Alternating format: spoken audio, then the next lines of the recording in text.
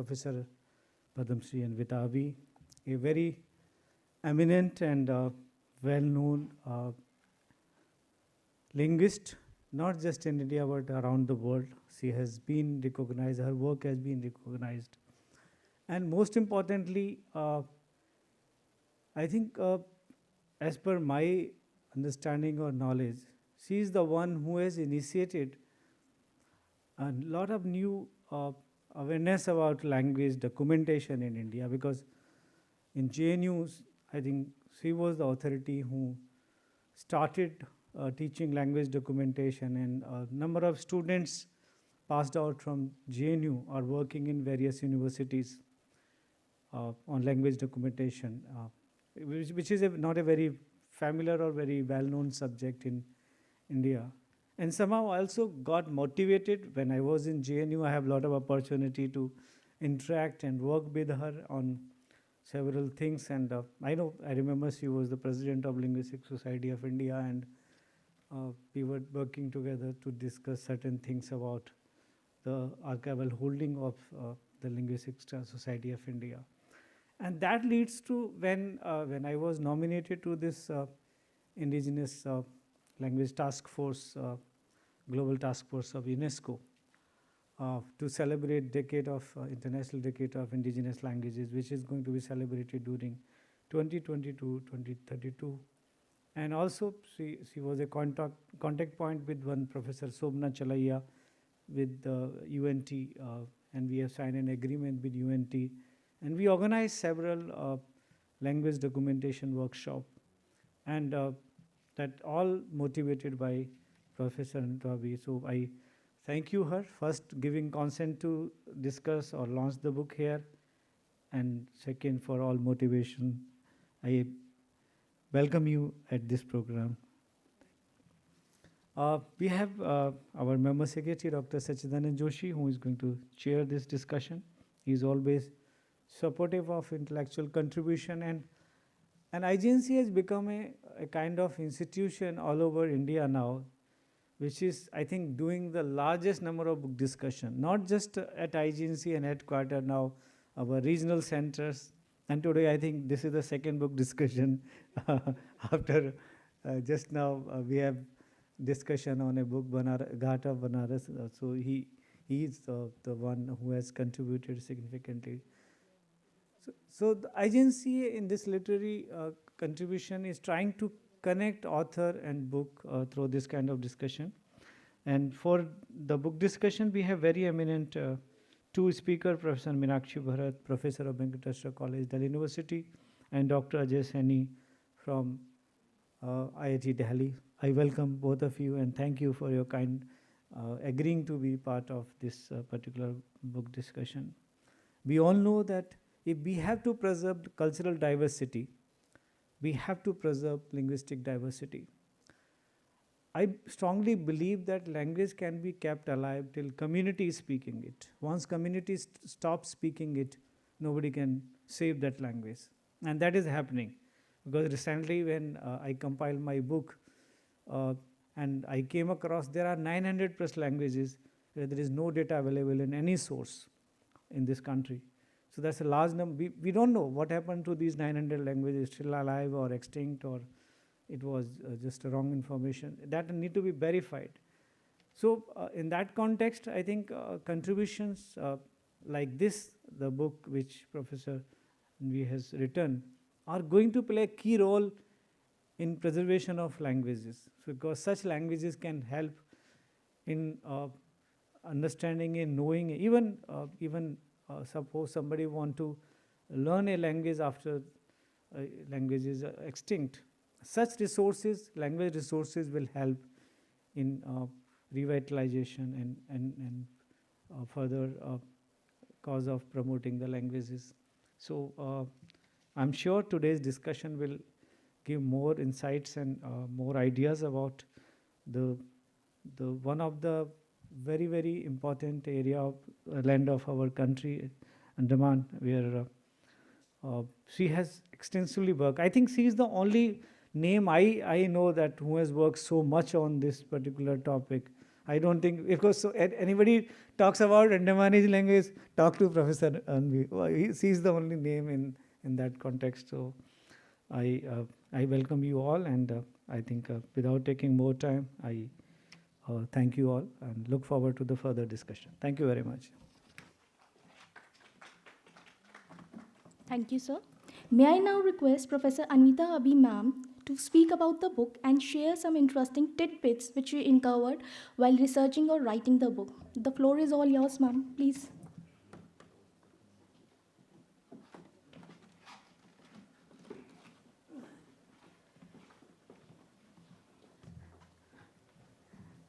Namaskar. Thank you, Professor Sachidanand Joshi ji, Dr. Ramesh Gaur, and Dr. Molly Kaushal, who had been the pillars of not only of this institute, but also in encouraging me to be here presenting in front of you today.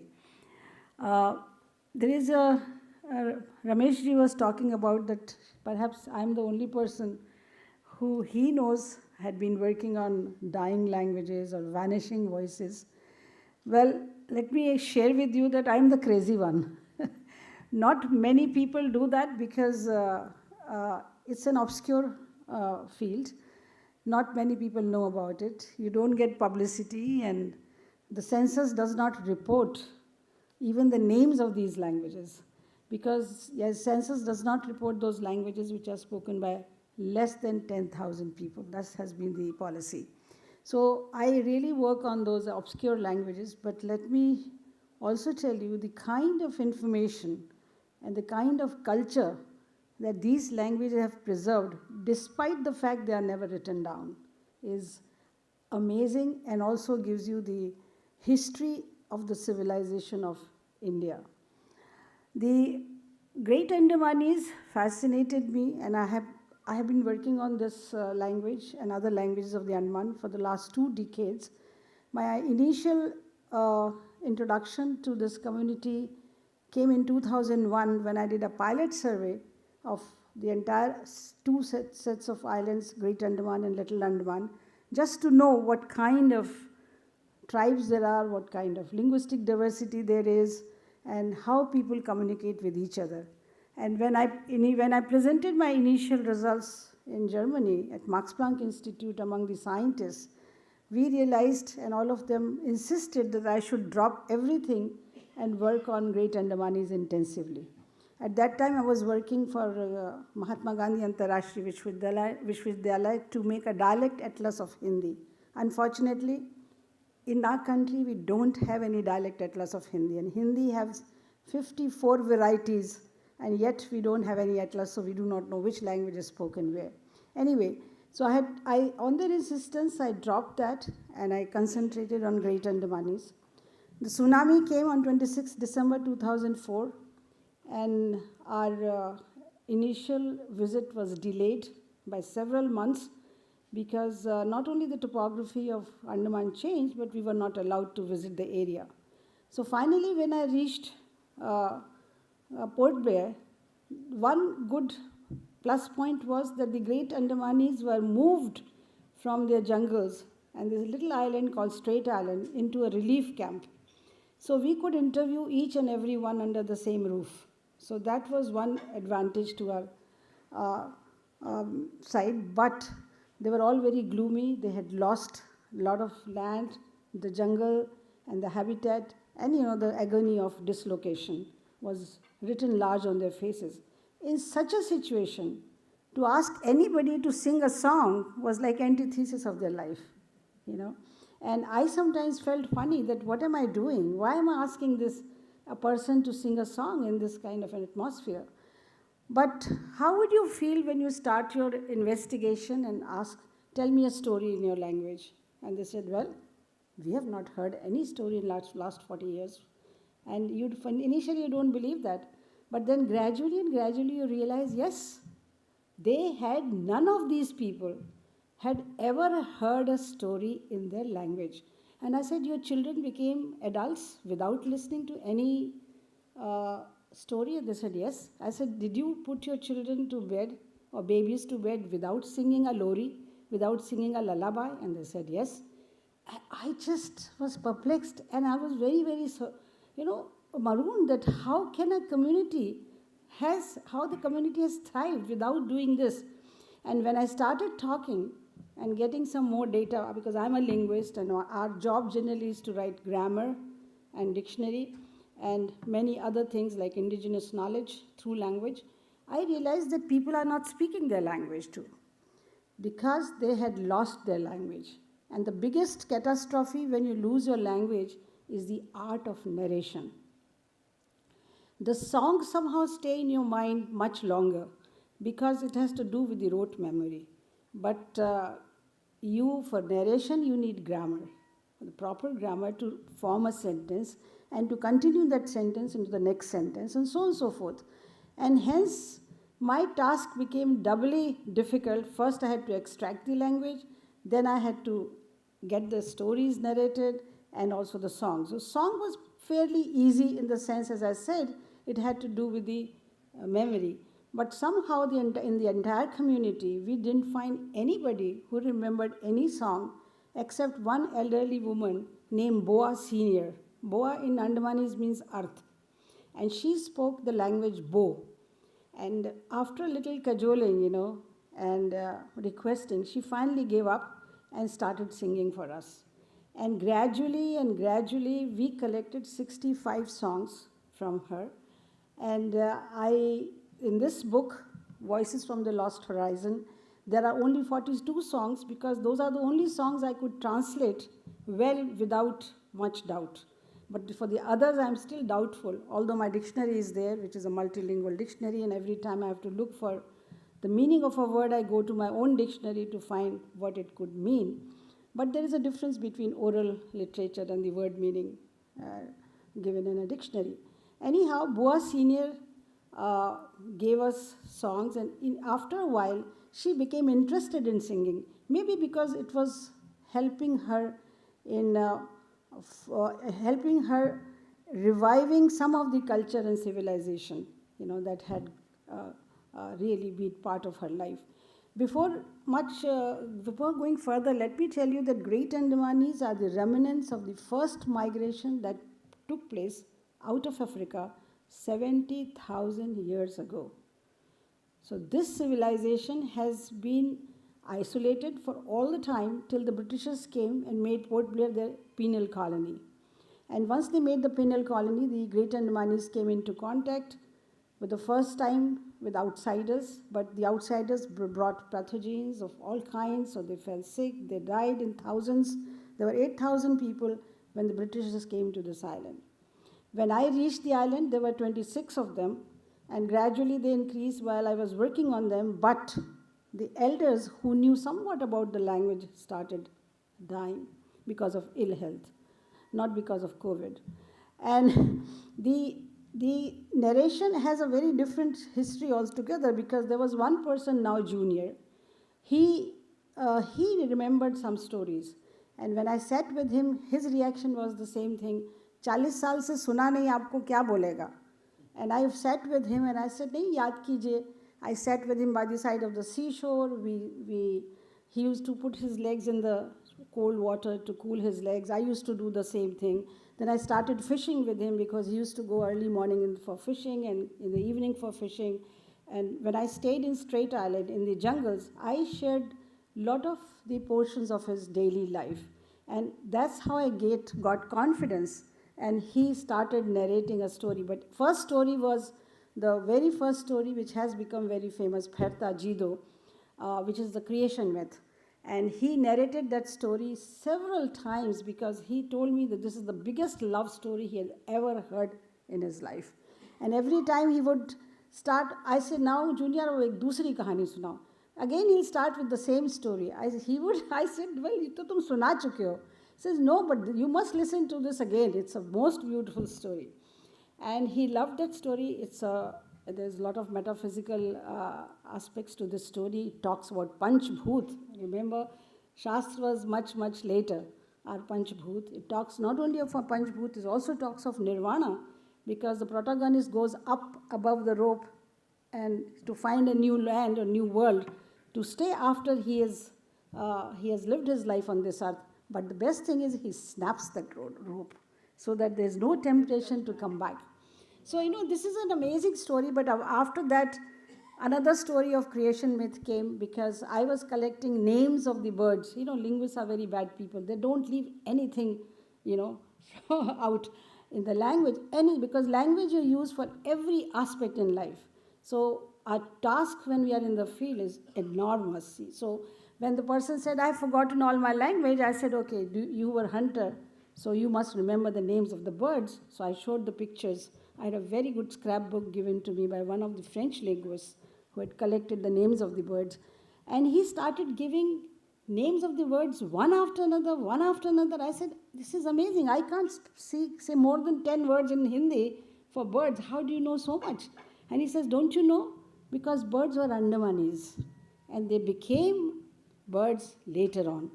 And I said, if that is the, can you tell me the story? And he did tell me the story, Jiro Meethe. Recently, some children from Dehradun made an animation film of Jiro Meethe. It was so popular because this is the only story I found among all the creation myths that I know so far where the humans become birds. Unlike Panchtantra and others, it is generally the animals and birds become the humans. So this was just the other way around. So one after another, now Junior told me the story in Hindi and I said, no, I want an Andamanis. So he used to go home, think about the Andamanis version, come the next day, and he would try to narrate in Great Andamanis, but he used to fall short for words at times. And he says, nahi, ye Hindi mein theek nahi aa raha. I'll think about the Andamanis word, and then he will go again. So, this was a process of elicitation, which was very different than I had ever elicited any language. By now, I must have worked on almost 100 languages of India, but never ever I had an experience the way that I had it on Andamanis, because here I was trying to make him remember that what he had forgotten. And there were other 2-3 more speakers who also remembered their language. I made them remember because they had forgotten and there was nobody to speak. A time came after 2-3 years, whenever I would go, Boa Senior would hold my hand and sit down, and she would not let me go. And she says, when you come, we speak our language. When you go, we again start Hindi. So you don't go, you stay with us. And I realized they don't have the motivation to speak, but they were, and I saw very gradually how through narration, the language was helped to be revived. And now Junior started speaking quite a lot in his Andamanis, and he taught me the language. And then I wrote the grammar, which fortunately I had the fortune of Dr. Ramesh Gaur being there in JNU, and it was inaugurated by Kapila Vatsan, if you remember. And she was amazed to see this grammar, because the grammar is very unique. And now we have more data on it, and we realize that there is no language in this world which has a grammar like Great Andamanis. So now Junior is the invisible author of this book, I should say, because he gave us 10 stories. The another very good aspect of this book, which is little unique, is it comes with a QR code. So you can scan it and you can see the video of Boa Senior singing all the songs. And ultimately, the publisher, Niyogi Publishers, I must thank to them to think of this idea, because I had only, all my linguistic books either come with CD-ROM or pen drive, and those get lost, and it's very difficult to trace them. But this particular book had this feature. They thought about it, that why don't we give QR codes? And since I'm talking about the genesis of the book, let me also tell you the book was lying with the Oxford University Press for 1 year. But they didn't want to do the audios and videos. So I withdrew my manuscript from them because they wanted to publish it very much. But they said, we cannot do anything with the audio video. And I said, this is a language which is almost gone from the face of this earth. I have to, showcase the audios and the videos of this language. So that's why this book is rather interesting, because it talks about not only the survival of the language in some way, but it also gives you a clue or some kind of a hint of a civilization which actually had the continuity for 70,000 years. I hope you like the stories are very unique, as these two speakers will talk about. And I hope you buy the book, enjoy it, and enjoy watching the videos also, and give the feedback to me. Thank you.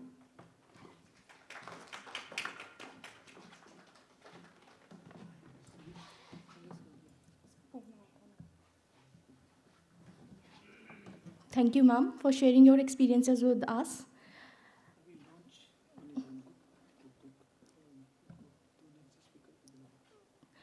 So this book launch will be followed by a book discussion, which will be chaired by Dr. Sachidanand Joshi, Member Secretary, Indira Gandhi National Center for the Arts. Now let us have the pleasure of listening to the views and opinions of Professor Meenakshi Bharat about the book. Please, ma'am.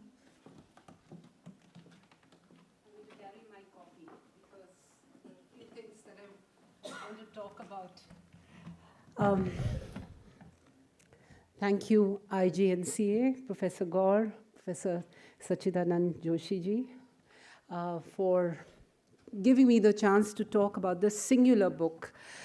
I must tell you at the outset that I'm not a linguist. And I came to the book as a literature student, and I was asked to write on it. And when I read it first, it actually brought back many other moments that I had been, thrown into by the media. And what I mean to say is that the Professor Abbi has been very, very modest in saying that, her work has, because she's been working on languages that are not enumerated, and codified in the eyes of, the codifiers and the enumerators, I should think that she's actually a rock star where tribal languages are concerned. And I do remember in 2010, in January, when in 2010, when Boa Senior died, she was, we had the privilege of actually seeing her on the screen and remembering Boa Senior, and remembering all that had come to be as a result of a meeting with this lady. And then that was the first introduction to the relationship between a linguist and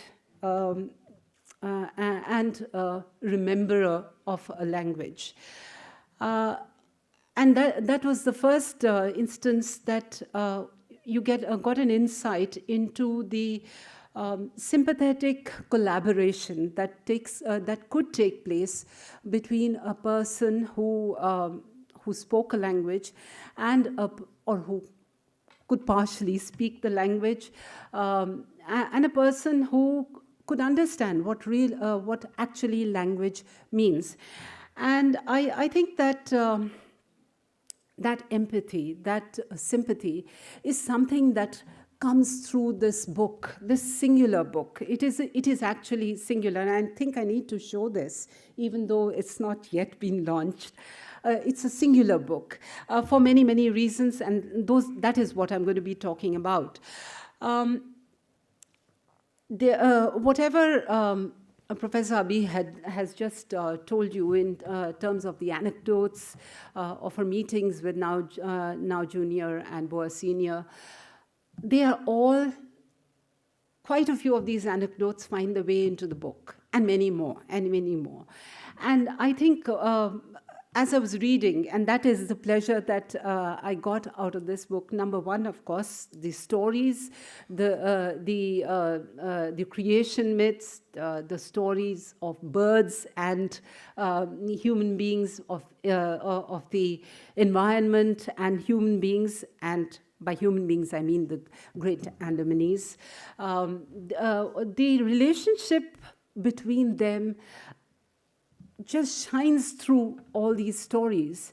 But that glow, that light would never have reached us readers in English. And since this book is in English, I'm speaking of English. But it would not have reached us readers if it hadn't been for the painstaking labor, the labor of love that linguists put into it. And I'm talking of Professor Abbi and her co-workers on the field. This labor of love shows through this book, because so much thought has gone into the making of this book. You get the stories, but you also get this intimate insight into the process of elicitation, into the process which brought the speaker and the listener and the professional linguist, not only the professional linguist but the expert linguist to work.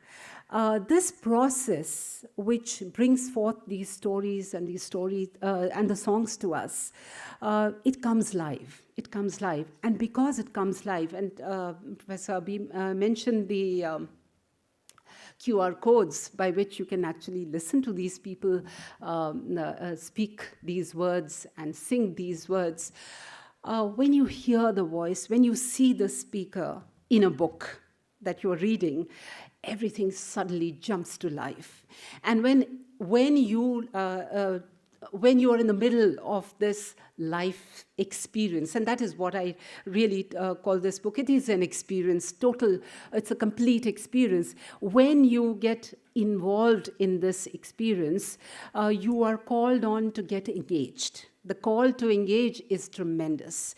And you are called on as a reader to participate in this process. And I think that is what Professor Abbi and the recognition that her work has got. That is what she's been actually driving at. That language is at the core of identity. That language is at the core of understanding communities. That language is actually a mirror to the relationship of man to his environment. All that comes through this book. And once you read this book, you become part of that understanding. And that is what was singular to me. And I think, as I said, you have the QR codes, you have the words, you have the stories, you have the songs, and you have the very inimitable anecdotes by the writer in the book. And I think Professor Abbi has also given you a little history of the publication history of this book, and I think she did well to get out of that non-sound, non-verbal kind of publication that was promised to her by another publisher, because Niyogi Books has done a very good job, and I think this cover is what actually it is inviting in itself. You have the title of the book, Voices from the Lost Horizon, and it is coming to you on waves, undulating waves, and the size of the letters, of the words, become larger as as it comes closer to you. And it is actually asking you to sail on the waters to enter the book. Right? And I said this little detail, and of course, there's much more. There are wonderful illustrations by Shubhi Roy, and which complement the narrative, which again give you another insight and another way of entering the narratives and the exercise of elucidation. I think this becomes it should become a publisher's book, because it actually gives an insight into what books can actually, what books can be made to do and what books are made for, right? It's not just the reading experience. It is not just not a mono level experience now. It's a multi-dimensional experience. And that is what, in fact, that was the anecdote. I had taken a cue from Professor Abbi's book to start with an anecdote. I was planning to start with this anecdote, but somehow, got carried away with the book. I remember as a child, I mean, all of us have done history because all of us had to do history in school. As a child, one of the most exciting classes, we had a very good teacher. One of the most exciting classes were the history classes. And the class in which we were taught about ancient civilizations, they were so exciting. And they were so exciting. Why? Because we actually tripped on neatly lined streets of Mohenjo-daro, and we ate from the lovely earthenware pottery of Harappa, and so on, right? And I think this book does so much more. And Professor Abbi has been able to we are talking of those excavations which took place a little while ago now, and we are still trying to figure these civilizations out. We haven't got them wholly. Professor Abbi has been able to excavate a language that was on the brink of extinction. It is extinct now because our last speakers are dead. But to be able to salvage something of rhythm of life that should actually, we realize with the kind of elicitation that she manages to get from these numbers speakers, that there was, it is a worldview. It is a worldview which has been lost. And to capture that worldview for posterity is a big, big deal. And this book gives us the process by which this language and the language, the Great Andamanese is as Professor Abbi tells us, it's several languages which are named collectively as the Great Andamanese. The worldview that these languages actually inhere, we now have access to it, whatever limited access, but it is a big access because we, as said, suddenly reading and listening to her work with the tribals that I have never seen, I never would have known if it hadn't been for her work. It has actually opened my eyes as a reader to life as a human being. It has made me more alert to my environment. And I think that is the key to understanding and surviving. And I think Professor Abbi's work and this book go a long way in ensuring that. Thank you so much.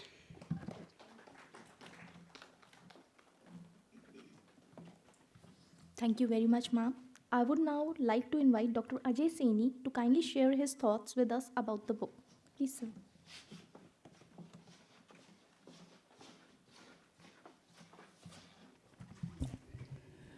Thank you, Professor Gore and Professor Joshi, for inviting me to this important book launch. I had the privilege of reading this book closely twice. Once when Hindu asked me to review it for them, and then India International Quarterly Center. And this book is a delight to read. And it contains several singularities, and I'll touch upon a few of them. When we look at a book, we try to see who does this book belong to. So when I got this book, I'm not a linguist, I work with remote indigenous communities, so I was looking at who does this book belong to. And there are some books, very rare books, they transcend these like ages in terms of it does not belong to one particular age group, or it does not belong to one like community of linguists or a community of anthropologists, right? So this is a kind of book, it belongs to everyone. So like when I read it, I gave it to the scholars who work with me. They also read it. I also recommended this book to some of my colleagues at IIT Delhi. And every one of them had something to take from this, something to learn from this book. And interestingly, Professor Abbi, I also shared this book, like the stories, with a 5-year-old kid, and she loved it. The most she loved was this narrative of Fartajido. And she asked me to narrate it so many times that she forgot my name and she started calling me Fartajido, right? So that's the beauty of this book. That's the beauty of Professor Abbi's book. Now, touching some of these singularities, looking at what does this book offer, right? So one thing that I see that this book belongs to everyone. It cuts across these disciplines, age groups, right? And the book is also important in a sense, the way how the elicitation happened, which Professor Abbi briefly explained. So I remember I worked on this Indian Ocean tsunami after looking at the humanitarian aid, government, and things. After the tsunami, people were running away from Andamans, right? They wanted to come to mainland. And months later, Professor Abbi and her team was heading to Andaman. So this was her commitment. And when she went there, what is it that she faced? She wanted to collect these narratives from these last speakers of the languages, these stories, right? And when she met them, she learned that they had forgotten it all. The language was gone. So it is not about just collection, that something was available to a linguist, going there and collecting it. How I see her work more unique in a sense, that she went there, worked with the people, won their trust, and had this bond of trust and dignity. I also work in remote peripheries, including Andaman and Nicobar. Despite these logistical and administrative problems, so we face one problem, that is how you win the trust of the community. And this kind of research, this kind of data that she has elicited, the stories, it wouldn't have been possible without winning the trust of the communities. So it is very interesting, these were the people who had not heard these folk tales, stories, because it was cut. The flow of this traditional knowledge, folk tales, oral history, it was cut when colonists in the mid of 19th century, they came to Andaman, set up that penal colony. And then these indigenous people, the great Andamanese, who were around 10 in number at that time, and this is what we learned from the work of Professor Abbi, that they spoke 10 different languages, which were linked, like a chain. So there were 10 people, and then there were 10 languages that they were speaking. So when colonists occupied these islands, with the spread of epidemics, punitive expeditions, so these communities died in large number. So at the end of the day, when Professor Abbi in 2005 went there, these were the remnants, the last speakers of the language, and most of them, they had forgotten it. So this exercise, with I see a lot of engagement with the community that involved a lot of showing dignity in terms of that there is this language that is dying. Speakers are not interested in speaking it anymore because they are not getting any opportunities. But here is a distinguished researcher of minority languages.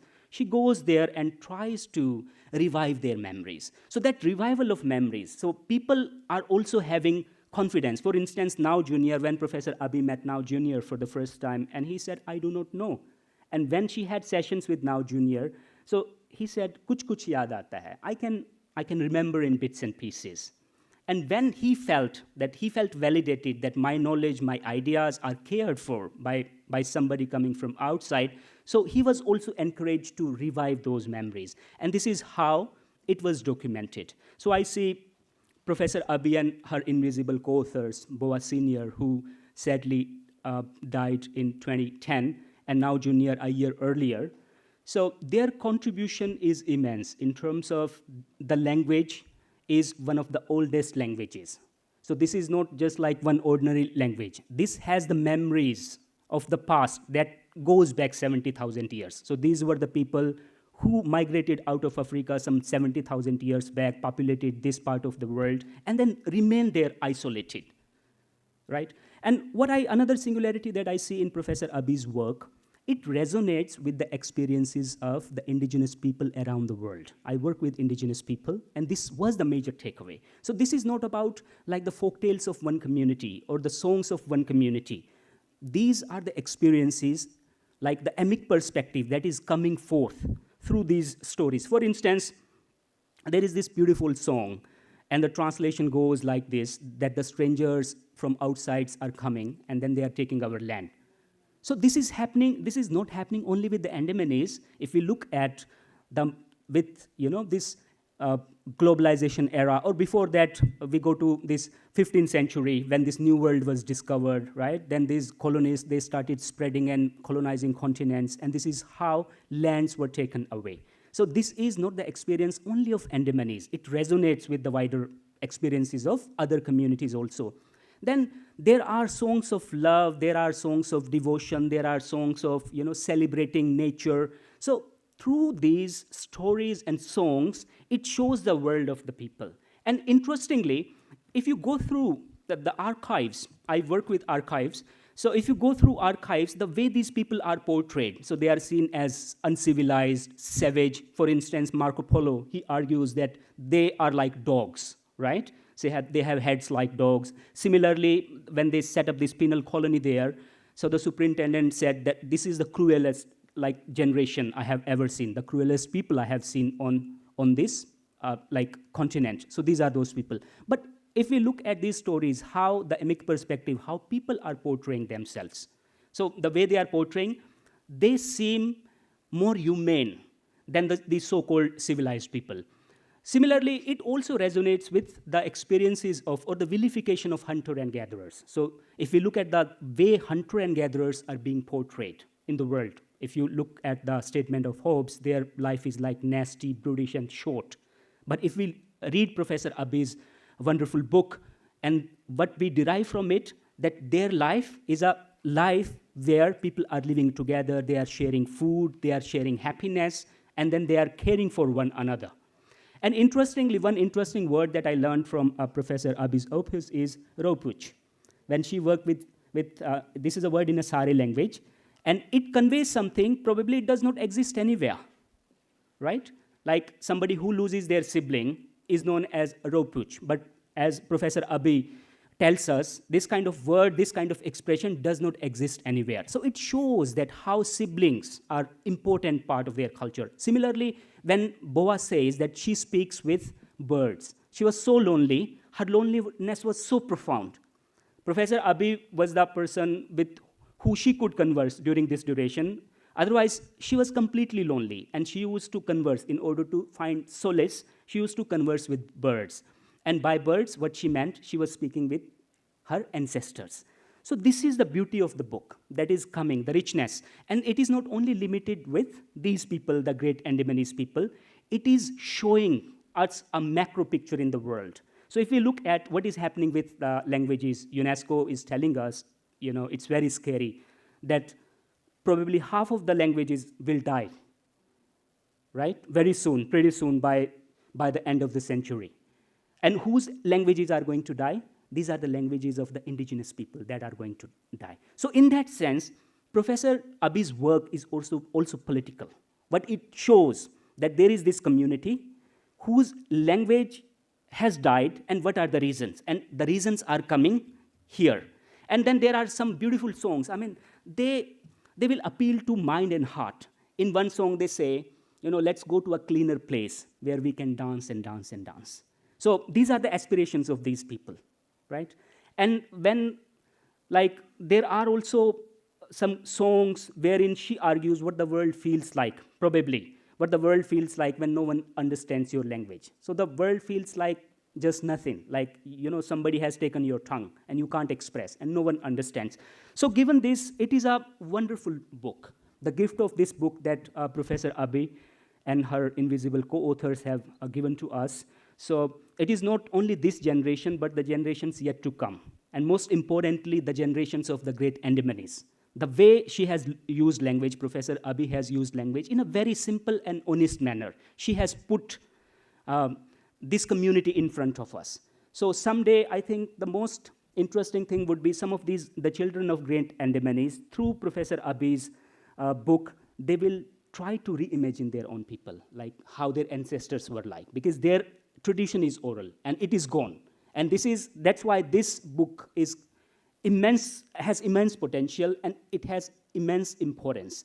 So I again thank Professor Abbi for giving this gift of book to all of us. Thank you so much.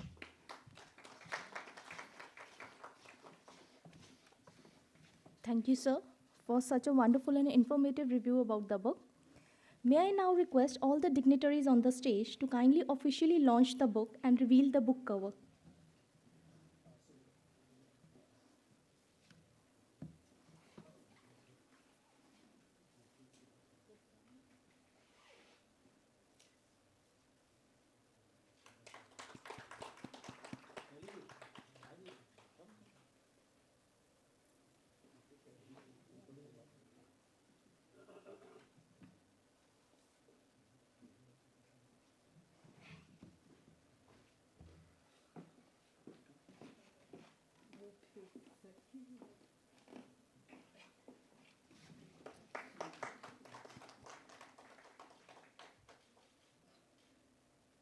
Thank you, everyone.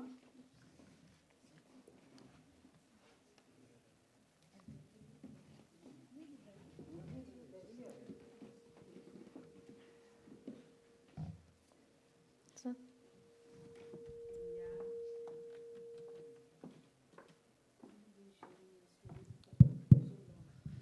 Yeah, I mean, I was, the many conversations that I've had about this book with her, and when you were both speaking, I was kind of, reminded of, and I think how beautifully put about the alienation when the language is gone. And still, I think the human resilience that you find words to converse with the birds. So this never die spirit, despite everything, is what also comes through. And I think, yes, the politics of it all is also very much there, that what kind of languages never kind of get the support that they need to survive, and they can only survive with the state support. And I think when linguists like you go and work with these communities, probably you inform a much larger public to become aware of the fact that there's something out there that needs to be revitalized, needs to be revived. So these works are so very important, apart from what their linguistic relevance, what their ethnographic values are, is that making just simply available, I think, and that's what this book does. And its singularities have been spoken about already, but yes, making it available is what I would say. And then, all agencies, IGNCA, universities, state planning commission, it's up to them how then they take up further work on this. And you revive a language, you revive a culture. You revive a culture, you revive a living archives, and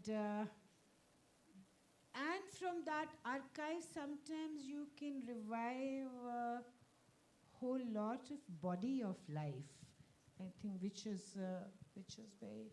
So congratulations, and I keep doing this work, and keep making knowledge available, keep making people alert of the voice out there that needs to be listened to and not just recorded. Yeah. Thank you. So thank you, Molly. So our rock star is with us. So let's have other. So I think take this opportunity. Some of other panelists would like to say something more or want to ask something from Professor Abbi.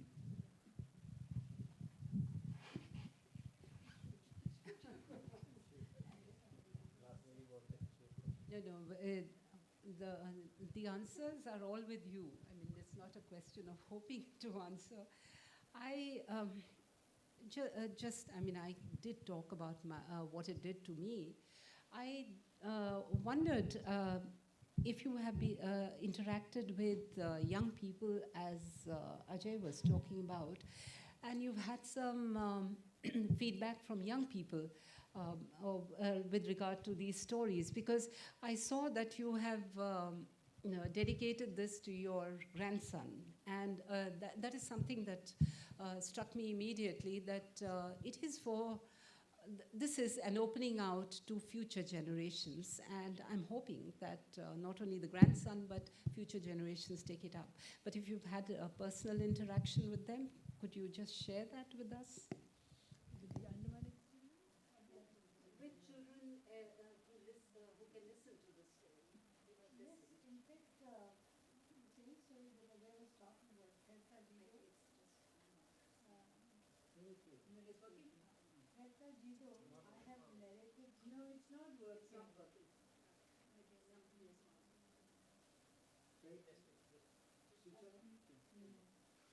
No, but I think I can reach. Green button.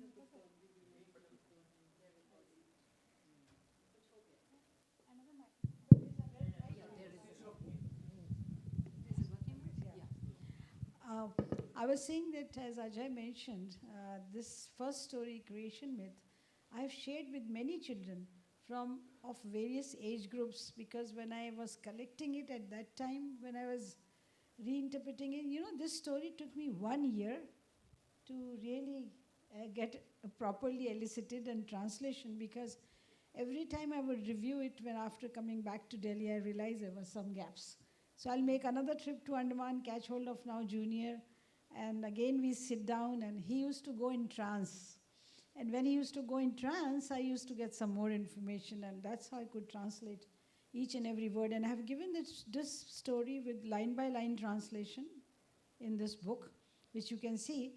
But the same story I have given in my grammar book with word-to-word and morpheme-to-morpheme translation, so that you know how the language is constructed to narrate this. And this book, this story, as well as Jiro Meethe, the next story of birds, became very popular among kids. Not only among the children that we have in cities, but I've narrated the same story to the Andamanese children. And they feel very excited that somebody is giving, narrating their own story to them, which they had not heard from their grandparents or parents. So it had been a very rewarding experience. And Professor Meenakshi Bharat is right. Maybe I should circulate it more, these stories.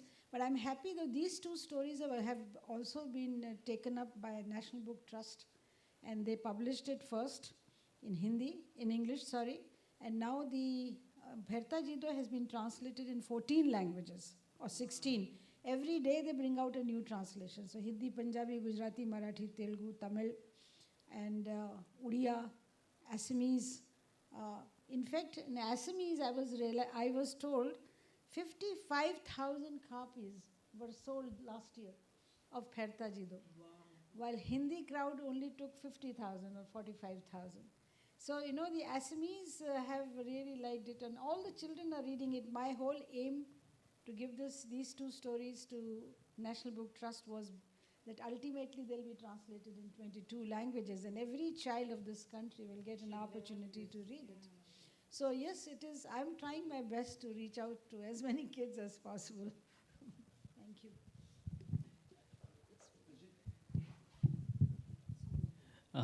Professor Abbi, as we know that good writers, they write to transform the society. But we also know that while writing, the writing transforms them. So while conducting this research, the kind of experiences you had, so they are the rarest of rare in terms of like speaking with the last custodian of a language, Boa Senior. So how these interactions impacted and transformed you as a person and writer? I'm no longer the same person, I know. And it's very difficult to verbalize how am I transformed, in what ways. One, with interacting with the great Andamanis who were known to me before going to the field, that they are jungly, they are uncultured, they are uncivilized, and they are illiterate. Even the administration treats them like that, which is very unfortunate. I realized, and why my transformation came through their language. Actually, everything is through language, and I realized that now we are talking about climate change, but the kind of ecological knowledge and the kind of association the community builds with the ecology, the environment around them, is so significant and amazing to save this earth. You see, I had never realized that importance before. The grammar talks about body division markers which they associate to the world. This is how they look at the world, through their body. And the other things, everything resides, the entire cosmos is one uniform whole. This certainly gave me a very interesting insight into the world and also the thought process. And I think I did start realizing that we cannot separate these elements and look at them individually and distinctly, but they are all interconnected. So that was a very big knowledge to me, and I really regret that. I wish I was there 20 years ago. I would have gotten much more, because people died when there was what they called king of Great Andaman's Jirake. He was a very knowledgeable person. He died while we were there in 2005, post tsunami, and people died because of all kinds of alcoholism and other problems. But the realization that language can be revived. I used to think once the language is gone, nobody can revive them. But through the narrations and through the songs and through the enthusiasm, because they ultimately did become a kind of a joint project. I always say it is like a joint project between me and the Now Junior and the rest of the community. They were all the time thinking about, I remember once early morning, Now Junior knocked at my door when I was in Port Blair. He had bloodshot eyes and I had just gotten up, not even had my morning tea. And he says, जल्दी से सुन लीजिए क्या याद फिर मैं भूल जाऊंगा. And I said, he said, I kept on thinking and revising this story the entire night, lest I forget, and I may not be able to tell you Andamanese then. So you better record it. And he had realized that every time linguist talk to you, recorder is on, and so he said, jaldi on kijiye, I bhul jaunga. And he didn't wait whether I had gone to bathroom or had brushed my teeth. He just wanted to, be out of it. So I could see that this is a joint project, and he's more keen to give to me than I am, keen to receive. So this episode made me realize that it's not a gone case when the languages are on the verge of extinction. With the enough motivation and your interest, your immersion, I would say, may intent, yes, may revive these languages and bring back the glory, past glory, and the pride, they once had. And I used to tell me, we had so much pride in our community and language, but you have made us realize that yes, it is still there. You see, so but there may be other things, but this comes offhand, so I thought I'll share it with you. I just, please.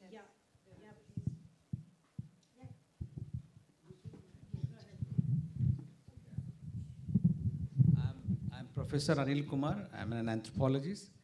I work here as a Janpada Sampada Division. When I listen to this, both speakers and you, more your work, it looks like anthropological linguistics. You have participated, you have learned from them. My just observation, comment is like, how did you build up the rapport with them? That's so deep that they used to come to you, and how could you develop that rapport? Please. Just.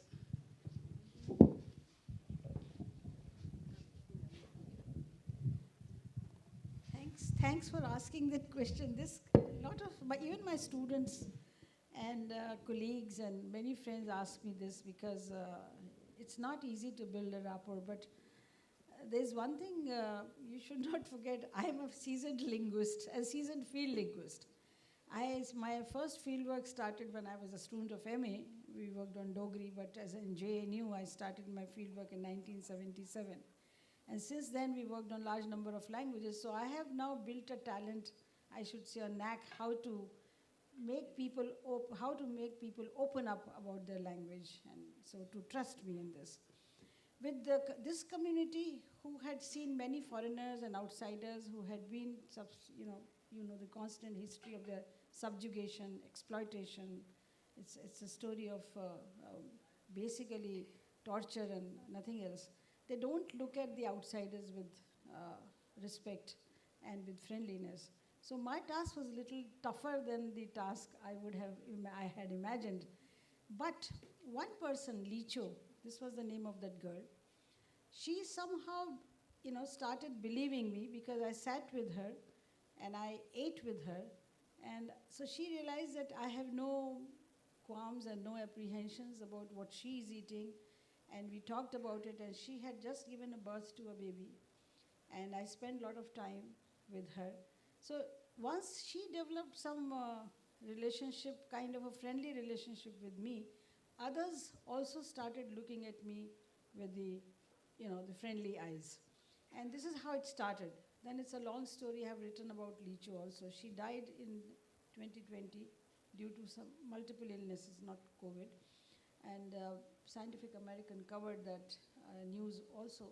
She was very humble, and I realized these people are very, very sensitive, which is not known to others. So once you get to know that, it's easier for you to understand them, and it's easier for them to take you as a friend. So much so that even now, because they know their tribes, they get loan. And once they get a loan is sanctioned to them, they immediately call me and they said, "Madam, itna paisa mila hai, what should we do with it?" I said, "I do not know what you want to do." The last call, when Licho called me, she says, "Ek nav kharud lu, I want to buy a boat." I said, "What will you do with a boat?" So she says, "Then children can go and hunt for turtles." I said, "But you have all lost all the techniques to hunt turtles. What will you do with a boat? It's not good." So the thing is that, they trust me so much that they still call me to give them advice, but of course I cannot give them advice. I'm in no position. But it makes me very happy that they like. Now in last 20 years, that the little child who was born in front of me has now become a teenager. They all recently came to Delhi for Delhi Darshan, and they all came to my house. They called me and said, "We want to visit you." I said, "Wow, that's really great." So they treat me as friend, and this has taken a lot of time to build this. Basically, you have to earn their trust, and you have to live a life where you can see that you are at par with them, you are with them, not above them. And this is what I train my students also. When they go to the field, don't think you are the teacher, and you have come here to learn. So you are the student, they are the teachers. So if you give that feeling, and the feeling if you give them of the pride of the civilization, the honor, and something very unique that they are speaking the language, then they start thinking good of you. Once they do that, then they become good friends. Yeah, and when you were speaking, Meenakshi, you did stress upon this whole thing of, keeping the other person's dignity intact, and that's what your book does, and that's what your interactions did, and then the trust automatically comes, it follows. But what I was going to say before this Professor Anil Kumar put his question was that, you were talking about how, this informant of yours would come with, all bloodshot eyes, and this deep both anxiety as well as this deep desire to get registered. You kind of, you ignited that, and they realized that was the way to be part of the history. Otherwise, you lost forever. I was just going to make this request to Dr. God and also to Media Center that apart from whatever, is there in the book and what, it is also very important that these little interactions get recorded. So maybe a very long interview with you about your memories and your interactions, because that would give us another kind of ethnography, and which needs to be recorded and registered and archived.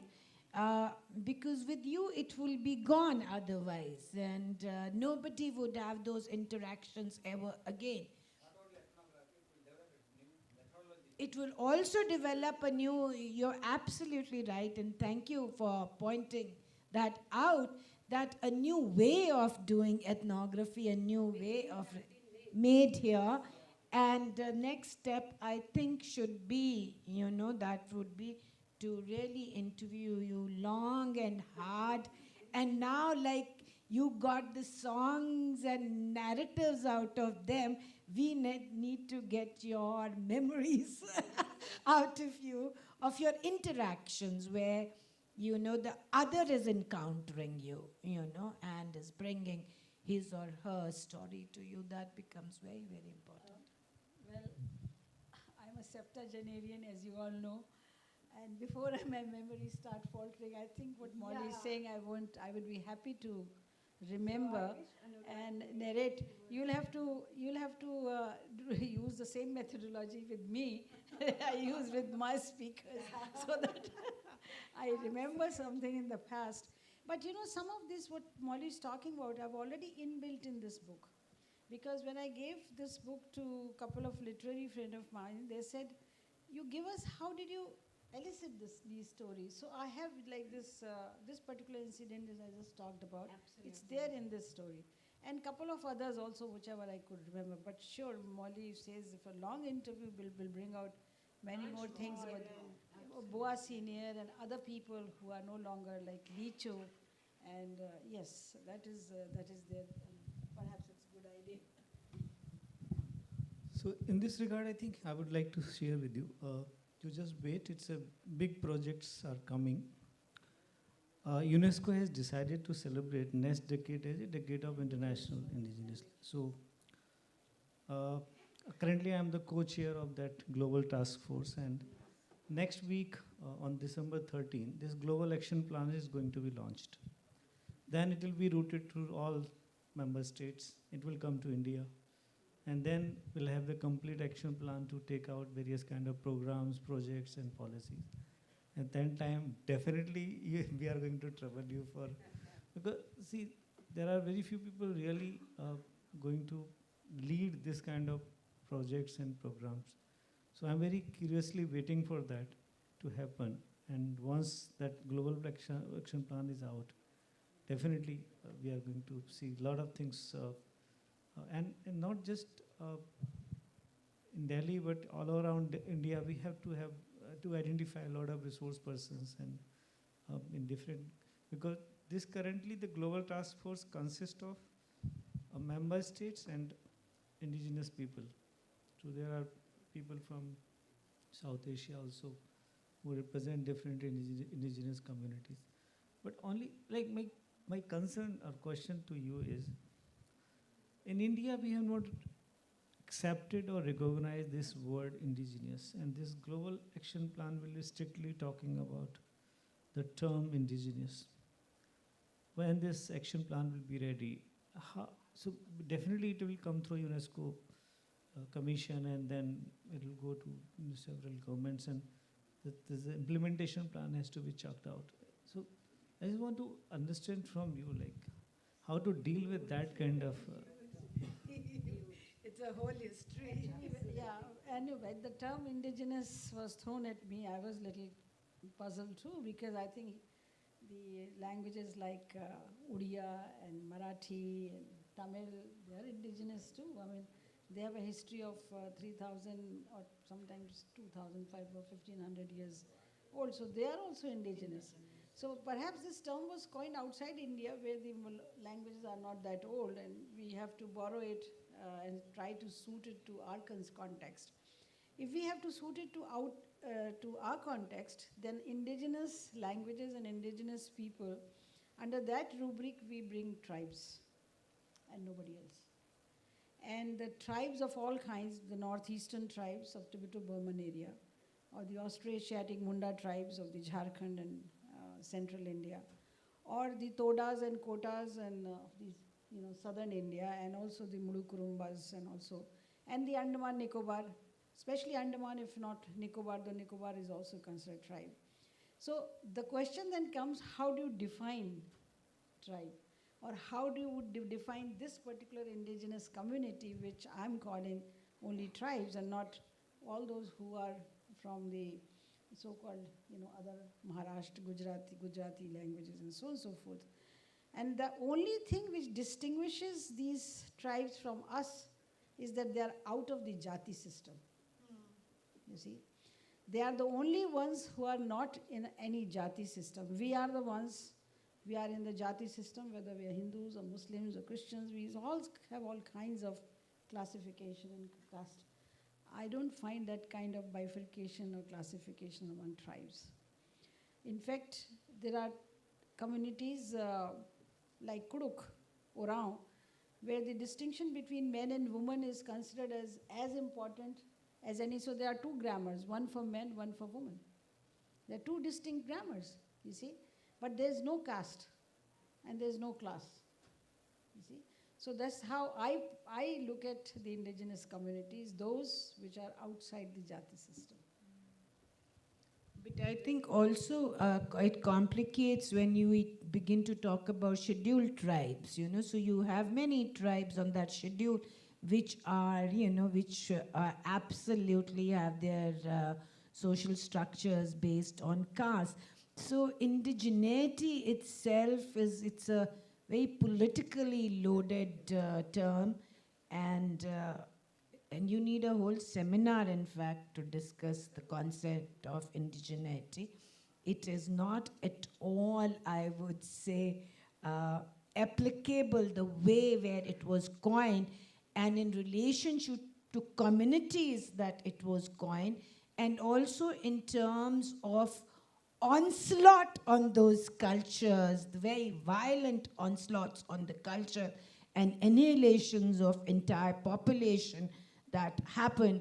So to lift that terminology and without going through all that it means to imply to our condition would be horrendous consequences. Yeah, I totally agree.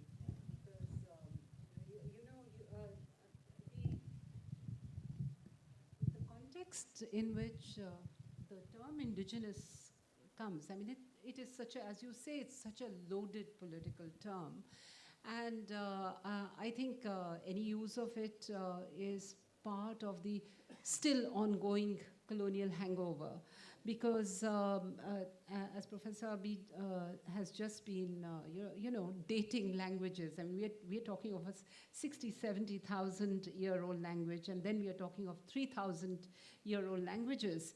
The question of indigeneity as an endemic term for India has a completely different value. Completely different value.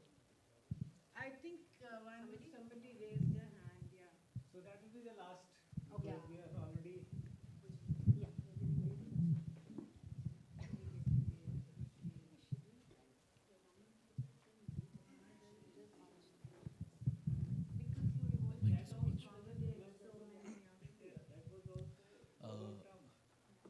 Ma'am, I wanted to ask, this is not really a question, but just an observation. I want you to also sort of put some light on colonialism, like ma'am already mentioned, because when I think about it, many writers were coming into my head, like Chinua Achebe, who are writing on these African tribes, right? And similarly, we also see segregation done by colonialism on, this Rwanda, right, where they segregated Hutu and Tutsi communities. And then precisely when we come back to Andaman Islands, we also see another entire island which is completely, cut off, the North Sentinelese Island, right? They have no, and in these way we are also, they're also, preserving their own language and their cultures, right? I would like to I would like to know, how do you look at it?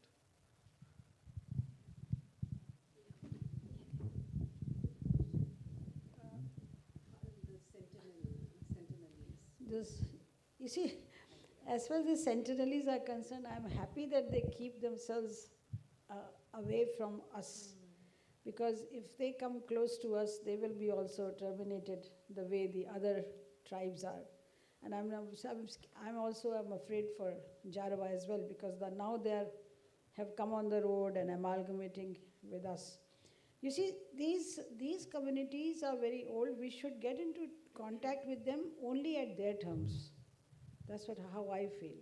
You know, if they don't want to be in interaction with us, then we should not force ourselves on them. Whenever they are ready, you know, they can easily come because they know where we live. And till now, the time indication, they have been giving enough indication in saying that please don't touch us, leave us alone. Is that what you wanted to know about? The effect of colonization, I mean, as you already know, I have nothing new to add to. The effect of colonization on the tribes had been very, very drastic and deteriorating, because not only that they lost their language and culture, the fact that they depleted, they were decimated, you see, because of the outside contact, and they had no immune system. Jarvas also don't have any immune system which can protect them against our diseases. Maybe it's simple cold and cough. Even that is harmful to them. So the colonization of all kinds do their, you see, the biggest problem with colonization is that the colonizers always think that they know the most. And they should educate these people. And the same history, the Australia of the lost generation, or the American Indian communities who were totally genocides took place. Luckily, at least in Indian government, they never had to go through that kind of genocide. But the fact that they think, even the present administration, think the Andamanis know nothing, we have to teach them. And I wanted to incorporate their knowledge, their teachings, into the textbooks which are read by the Andamanis children. Andamanis, when I say, not just the great Andamanis, the children living in Andaman. People, children of our and your kind of people, who go to Vivekanand school and other convent schools and other, that they should have a chapter on the Andamanis knowledge, because they have so much knowledge in them. But the ministry is not willing to incorporate that. They always think, this is another biggest drawback of colonization. We always want to educate them. We never want to be educated by them. So until this reverse process starts, there's no future for these tribes. They will live a life of marginalization. Thank you, ma'am. So, if you have any other further question, Professor Abbi will be available for interaction during the tea, because tea is getting cold. So let me just conclude. So, who says that you need many people for a good interaction? You need only good speakers for the good interaction, and that has been, despite of very few audience, we have wonderful discussion and very fruitful interaction. So thank you, Professor Abbi, first for your kind consent to release and launch this book. Thank you, Professor Bharat, Dr. Ajay, Dr. Mali, for making this such a wonderful interactive session. Like I was just last week I was in South Korea, and there is a institute which has created a knowledge management experience center, and what they have done, starting from that block printing, the invention of the writings, they have all latest modern technologies, and they have converted in such a wonderful way with animations and other things for the children. So I think when we talk about like how to keep engaging, definitely technology is another option. So when we are talking about how to keep these languages alive or preserved, we have to involve number of stakeholders. Like I appreciate Professor Sobhana Chalaya's work on language documentation, the way this Coursel has been created, even living in USA, she is preserving so many northeastern languages. So I think I strongly believe this is a collaborative effort where we need linguists, we need librarians, we need technocrats. Everybody has to come together. Only then we can save our languages. And very rightly said that to preserve the cultural diversity, we have to preserve the linguistic diversity. So thank you very much to you all. Thank you all audience for wonderful presence and question answer. Let's close it here, and please join us for a cup of tea outside this hall. Thank you very much. Bye-bye. Thank you, Gunjan, for beautifully anchoring it. Thank you.